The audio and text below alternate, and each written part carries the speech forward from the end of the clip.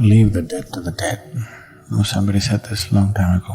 There have been instances where, somebody dies, those things just moving around here and there by themselves. In the immediate few days after the person is dead, unless you're sufficiently established and in a certain level of capability, you should not look in that direction. You stop relating to the dead. One thing that you need to understand is, someone is your grandmother, your mother, your father, whoever they are to you. Whatever they might have been to you, however dear they might have been to you, however close and intimate they might have been to you. The moment they shed their body, their general sense of mind, intellect and emotion, your business with them is finished. They left all those things here, right? Yes? All those things they left here. All the things that you knew about them is finished. Some other sap is still on, but you never had any relationship with that sap. Your relationship is with the other aspects. All those aspects were shed when that person died. So, the only thing that you do when somebody dies is you cherish the beautiful moments that you had with them. That's all. If there was something beautiful, you cherish that. Otherwise, just forget about them. Don't try to work your guilt and your problems through the dead. It can just become very complicated. It can become very, very complicated. Leave the dead to the dead. Oh, somebody said this a long time ago. You must leave the dead to the dead. You have no business with them. Unless you're in a certain level of mastery of your own whatever, you shouldn't even look in that direction, because you could just completely run around in your life by trying to do something silly. So there may be tendencies which may make people do certain things, but it doesn't mean anything. It just doesn't mean anything. Someone who doesn't have a body doesn't have any business with food or clothes or anything, isn't it? Yes. Only if you have a body, you must go towards food and clothes. Once you lost your body, what business do you have with food and clothes? It is… when so much emotion is mixed up, there are so many things which will happen within you and outside of you. There's no need to get… you're going there, just what is the work to do it, do your sadhana. Be with the man who is still alive, stop trying to be with the dead. Just be with your grandfather who is still alive, do your best for him, because he will also die. I'm not wishing him dead, he'll also die, isn't it? So when you're with him for a short while, just do your best.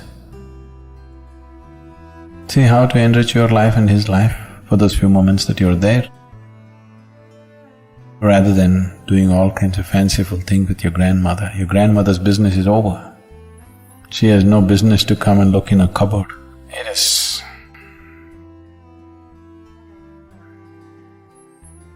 just that there is a certain residual element in clothes that people have owned. See, all these things were taken care of in India. People understood these things as a normal procedure, not realized beings, normal people. There's so much built into the culture.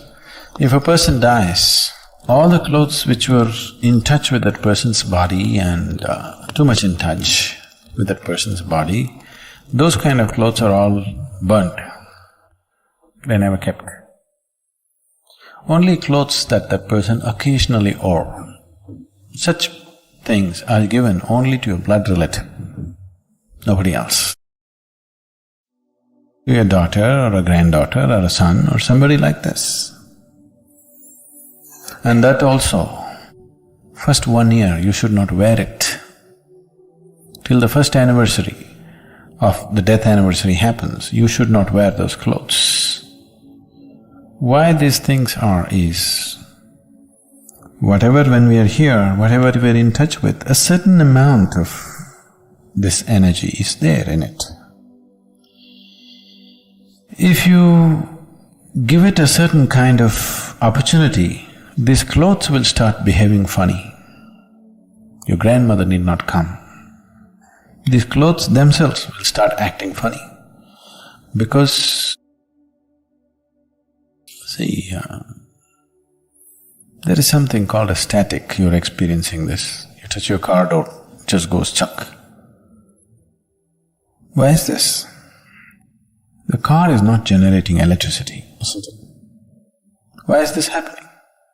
Just in association with something, it gets little charged. Similarly, whatever is in close association with your body, it will get a certain amount of that quality. Do you know how occult is done? You want to cause harm to you, you know what they do? The first thing that they do is, they will take your underwear or hair. If they can get a body part, yes, your hair or nails if they get, that is very good, that's part of your body. If they can't get it, the first thing they will do is some clothing which is in contact with your body. First thing is, your underwears will be missing. Really, people take enormous care in India. They will always ensure that underwear is never put outside. Because if one underwear goes, they will investigate in a big way, what happened? Because they don't want somebody, some unfriendly person who is some enmity to you to take that. Especially unwashed clothes, with lots of care it is handled in our homes. These days it's all going away because we're just giving away to the dhobi or, the washerman who takes it and all. Otherwise, traditionally in our homes, it is so taken care of. It is all put in a closed basket. Somebody who knows inside the house, it must be washed, it should never be taken out.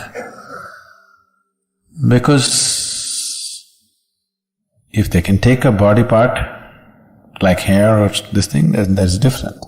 But just this clothing itself, they can do things to you because it carries a certain amount of your thing. So even when a person dies, the same is true, and that can crackle up a little bit. If a certain kind of energy is on, that aspect can crackle up. There have been instances, I don't know if I should go into this. You're interested in spooky stories. There have been instances where, somebody dies and, like she's saying right now, actually things moving around, especially things that they intimately used, those things just moving around here and there by themselves, in the immediate few days after the person is dead, that person is not coming and moving anything. It is just that whatever your energy that was associated with that is sort of withdrawing. In the process of withdrawal, there'll be a little bit of extra moment. See, now your engine is on in the car, standing there without any too much vibration. When you switch it off, when it's just dying down, do you see little extra shake in the car? Have you noticed it? These days cars are built in such a way that you don't notice it much, but the older engines you see, when you switch it off, it's stopping. Actually it should recede, but that's not how it is. From one mode to another mode, when it shifts, there will be a little extra reverberation. Similarly, your engine is going off. Now there'll be little extra shake all over the place. That extra shake is mistaken to be ghost walking all over the place. No, it is not about any ghost walking. It is just a certain withdrawal of energy that some things may happen, not necessarily every time. A lot of things are imagined by people, but it can happen. It does happen. So, for all these things, to ensure that those things are cleaned up If a person dies today, after 3 days, we will do one kind of procedure. On the 11th day, we'll do another kind of procedure. On the 13th day, we'll do another kind of procedure. At the 40th day, we'll do another kind of procedure. All this is to ensure that no residue of that person remains, so that dead can be packed and sent, living can continue their life. If the living get involved with the dead, they will lose their life in so many ways. All this spooky thing is sort of intriguing, but it can just consume your life in so many different ways, in many ways, in ways that you will not understand right now, and in ways that need not be very pleasant. It can consume your life completely, your involvement with the dead. This does not mean there is somebody sitting there who's trying to suck your life out. No. Just involvement with the dead can just do that. Unless you're sufficiently established and in a certain level of capability, you should not look in that direction. It's not necessary.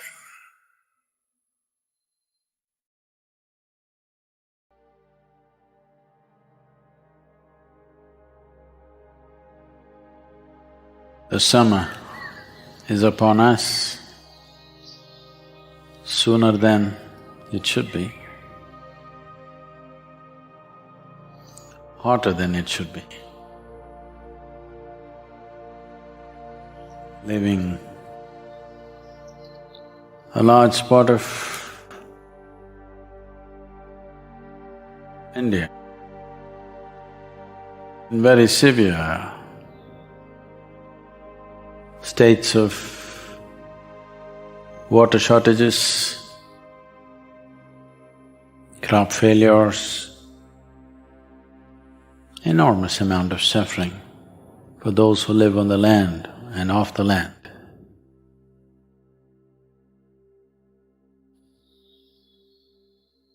The last few months, hundreds of farmers have committed suicide.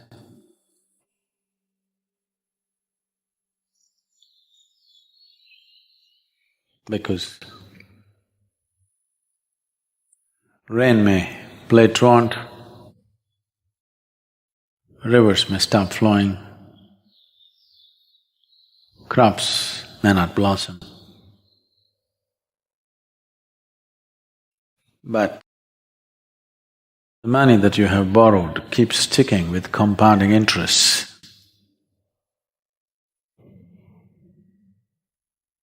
Been very cruel to a lot of people.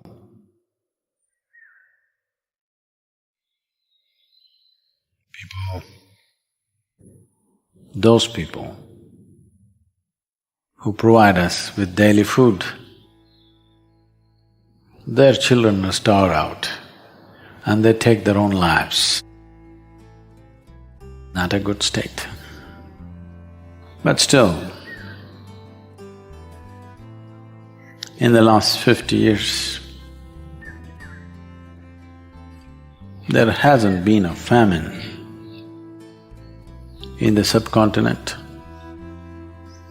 There have been very bad agricultural years, there have been droughts, but no famine.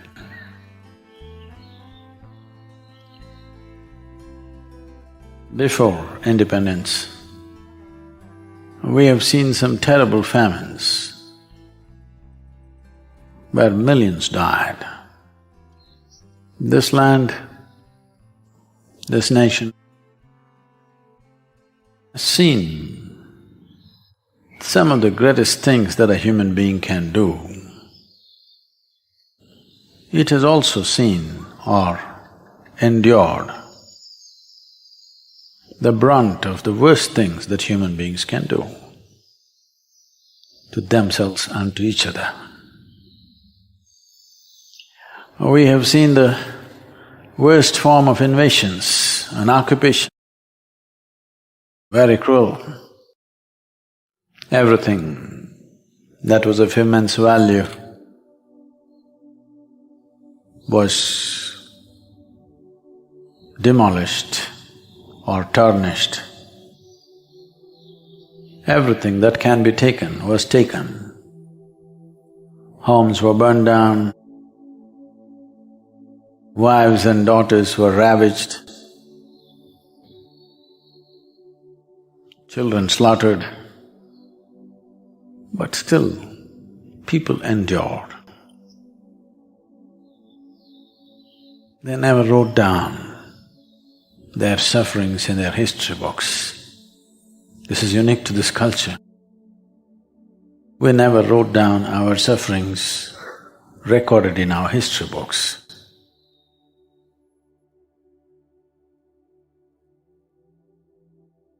Though everything was taken from outside, out of sheer inner strength, people survived. Not only survived, they kept their tradition, their culture, their spirituality. It's been put to various kinds of tests of the worst kind of religious invasions and exploitation, but still survived, not just survived, flourished. Because this culture learnt one thing, that which bends will never break. That's why first thing you do is bow down. That which bends will not break. This summer, weather could be harsh upon us. When the land heats up, or your head heats up, do you know how to remain cool? This is important. Because you cannot control the volume of heat, but you can become a solar panel, which you are actually. Every life, every leaf, every tree, every human being, every animal is actually a solar panel. The question is only, will it get burned down or will it generate new energy out of it? That's all there is.